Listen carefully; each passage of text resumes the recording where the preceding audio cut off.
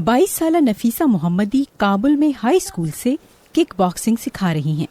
वो दीगर लड़कियों को भी ये खेल सिखाना चाहती हैं। मैं गुज़िश्ता 2 साल से बतौर ट्रेनर काम कर रही हूँ। मेरे 2 क्लब्स हैं और हर क्लब में 20 से 25 लड़कियाँ हैं। लेकिन एक अफगान खातून की हैसियत से किक बॉक्सिंग करना आसान काम नहीं है। मैं दूसरों की मदद के लिए पुरअज़म हूँ अगर मैं ऐसा कर सकूँ तो, ताकि लड़कियाँ अपनी मर्जी से किसी भी खेल में बआसानी हिस्सा ले सकें। अफगानिस्तान में ये तमाम लड़कियों का एक बुनियादी हक होना चाहिए। किक बॉक्सिंग से पहले नफीसा ने कंगफू और कुछ दीगर मार्शल आर्ट्स सीखे। उन्होंने 10 मेडल जीते। अब वो आलमी मुकाबले में हिस्सा लेना चाहती हैं।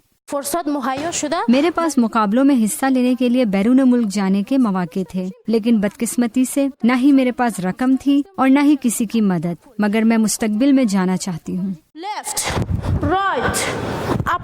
नफीसा मोहम्मदी अफगानिस्तान जैसे पिदरशाही मुल्क में खवातीन को दरपेश मसाइल को समझती हैं, लेकिन उनका कहना है कि लड़कियों को ओलंपिक्स में हिस्सा लेने का हक होना चाहिए।